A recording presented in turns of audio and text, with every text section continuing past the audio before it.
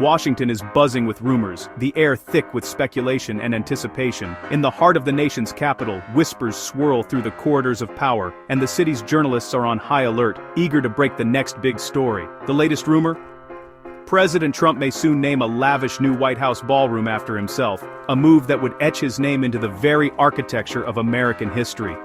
The story, first reported by ABC News, quickly exploded across television screens and social media feeds, igniting a firestorm of debate and commentary. Inside the White House, staffers exchanged knowing glances and hushed conversations, with some insiders already referring to the project as the President Donald J. Trump Ballroom, as if the name were already set in stone. Critics, unsurprisingly, see this as the ultimate act of self-promotion, an audacious display of ego that blurs the line between public office and personal legacy. Meanwhile, Trump's supporters are quick to dismiss the uproar, calling it just another example of media spin and insisting that every president leaves a mark on the White House in their own way. The controversy isn't just about a room, it's about the meaning of presidential power, the weight of tradition, and the ever-shifting boundaries of self-branding in the modern era. As construction begins on the East Wing, the debate only intensifies. Is this a bold step toward modernization, or is it a personal monument designed to outlast the administration itself? The answer, for now, remains elusive.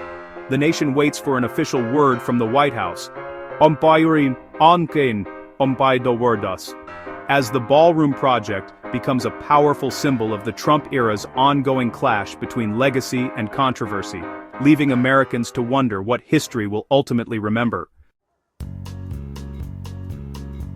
The White House responded to the uproar with careful ambiguity. Spokesman Davis Ingle insisted any naming decision would come directly from President Trump, not anonymous sources. Press Secretary Caroline Leavitt defended the project as a long-overdue upgrade, citing past presidents' struggles with event space. The administration frames the ballroom as practical, not personal, but the name remains a mystery.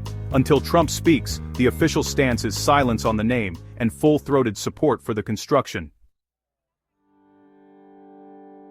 The White House has made a bold claim. The new ballroom, a project that's already making headlines, won't cost taxpayers a single dime. At least that's what officials are promising. Instead, they say the entire venture will be funded through private donations with no public money involved whatsoever. The list of contributors includes a select group of wealthy donors, many of whom have close ties to the administration, and even Donald Trump himself is said to be chipping in. These so-called generous patriots are being celebrated by supporters as visionaries who want to leave their mark on American history.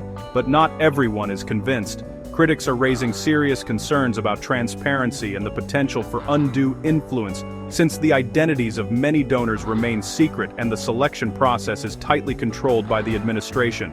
Some lawmakers are demanding more oversight, while journalists dig for answers. The construction itself is controversial, requiring the demolition of a historic section of the East Wing. Preservationists and historians have voiced outrage, arguing that the project risks erasing important pieces of the nation's architectural legacy in the name of modernization. Supporters, however, argue that because the funding is entirely private, the donors deserve recognition, including perhaps naming rights for the new ballroom. They see it as a patriotic gesture and a way to enhance the White House for future generations. Opponents counter that the White House is a symbol of the American people, not a private club, and warn that allowing private interests to shape its future sets a dangerous precedent.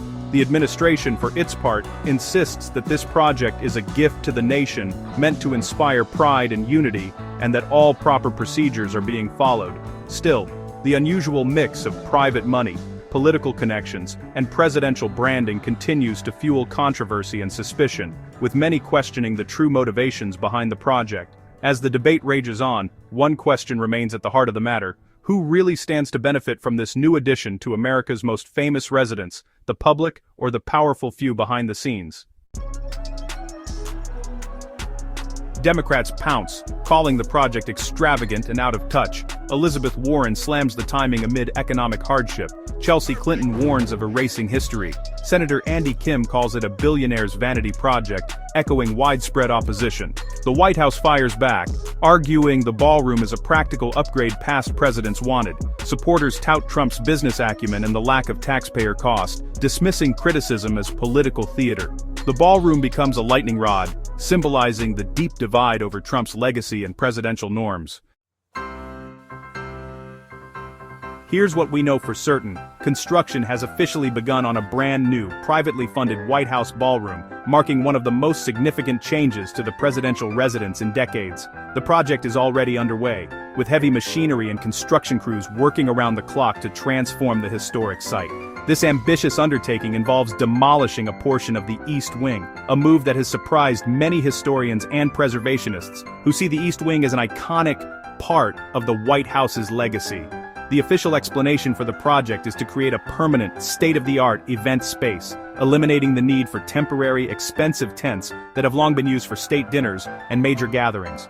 Supporters argue this will bring the White House into the modern era, making it better equipped for high-profile events.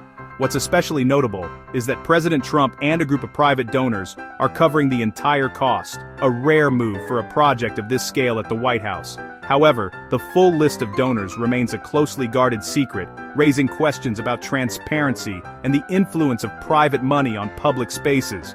Perhaps the most explosive and talked-about detail is the ballroom's name, which despite rampant speculation has yet to be confirmed by any official source.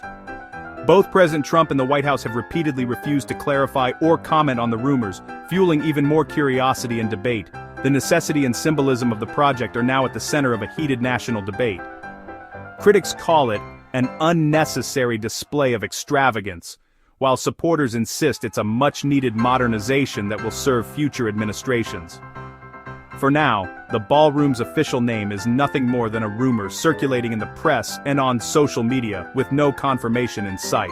But what's undeniable is the controversy itself, which has sparked passionate reactions from all sides and dominated headlines across the country. As Washington and the entire nation waits for President Trump's final word, speculation continues to swirl about the project's true purpose and long-term impact. The debate over legacy, power, and precedent rages on, leaving Americans to wonder how this new addition will shape the future of the presidency and the nation's most iconic home.